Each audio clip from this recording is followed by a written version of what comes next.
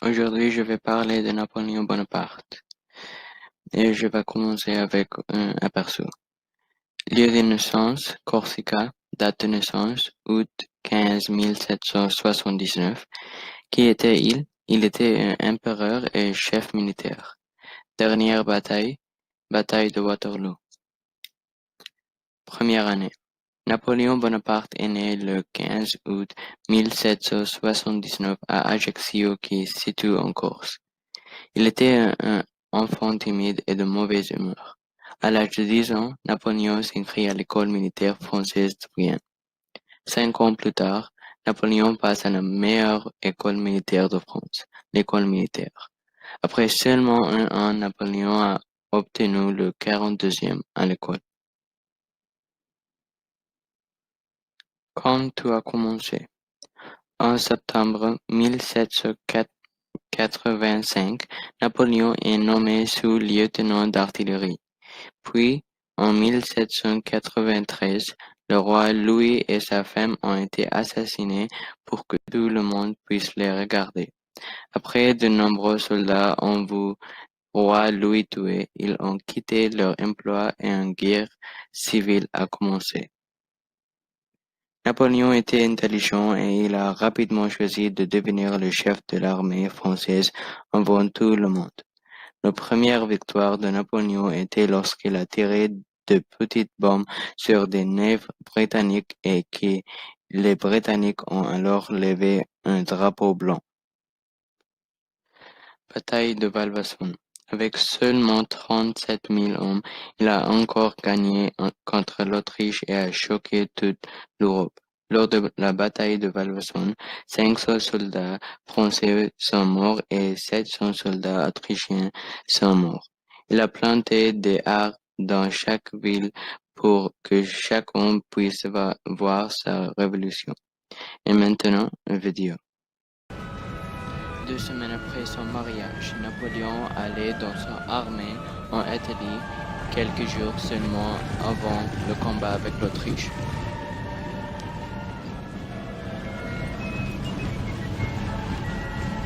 Démontez l'avant-train! Avec seulement 37 000 hommes, il a encore gagné contre l'Autriche et a choqué toutes les rues.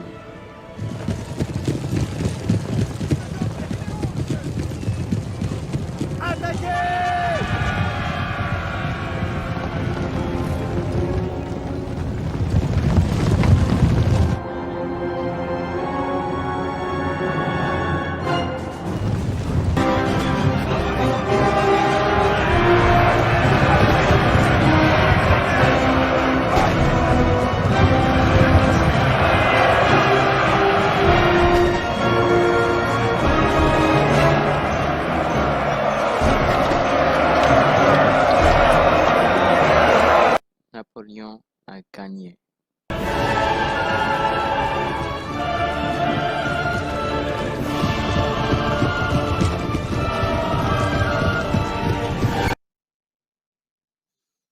Bataille de Marengo. En juin 1800, les Autrichiens avaient commencé à revenir en Italie vers Napoléon et la Deuxième Guerre a commencé. La guerre a été menée dans la plaine de Marengo à environ 5 kilomètres. Les Français ont été surpris parce que le leader français a oublié de 2 divisions. Napoléon a envoyé le message rapidement à l'aide et a vaincu les Autrichiens. Il y avait 28 000 soldats français et 31 000 soldats autrichiens. Avec la victoire, Napoléon a obtenu l'occupation de la Lombardie. Napoléon devient empereur. Après que tout le monde ait soutenu Napoléon au gouvernement, Napoléon est devenu empereur le 2 décembre 1804 à la cathédrale Notre-Dame et Joséphine devient son impératrice. Napoléon est désormais leader de toute la France. Il introduit le Code Napoléon qui avait des lois sur tout dans la vie. Cela s'appelle coup de 18e Brumaire. Bataille d'Austerlitz. En 1805, la Russie et l'Autriche ont formé une grande alliance pour vaincre la France. Mais Napoléon a pris la meilleure décision de l'histoire de l'armée. Il divise l'alliance interceptant entre les armées et il trompe la Russie en fait semblant de battre en retraite, mais à cause de l'interception, Napoléon et son armée battent facilement la Russie et l'Autriche. Il a remporté la plus grande bataille de l'histoire exactement un an après être devenu empereur.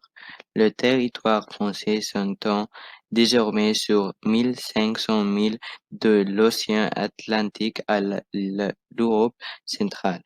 Le seul endroit non conquis était l'Angleterre. Bataille de Borodino.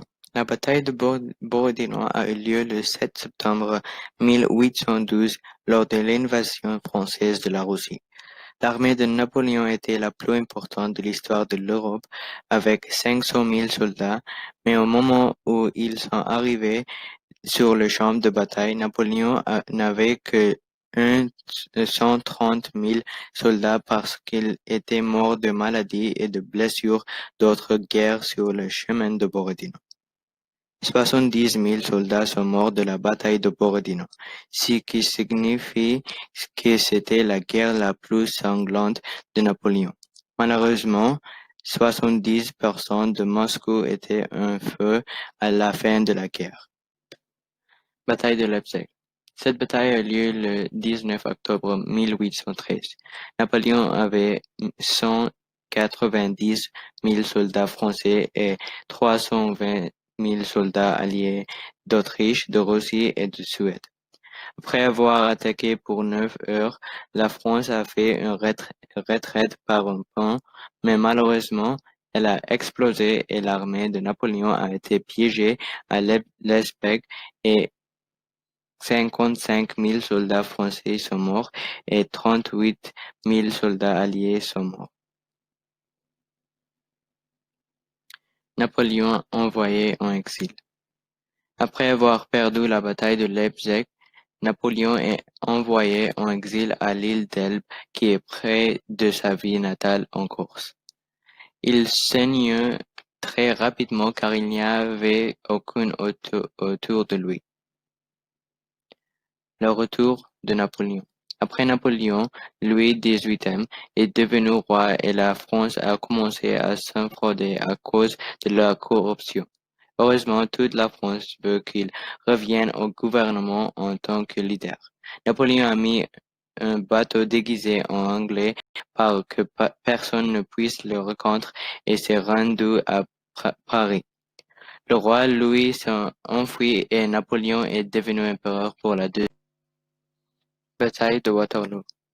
Après que Napoléon soit devenu empereur pour la deuxième fois, les Britanniques et la Russie prévoient une attaque. L'armée de Napoléon a divisé les deux armées et la Prusse a commencé à battre en retraite.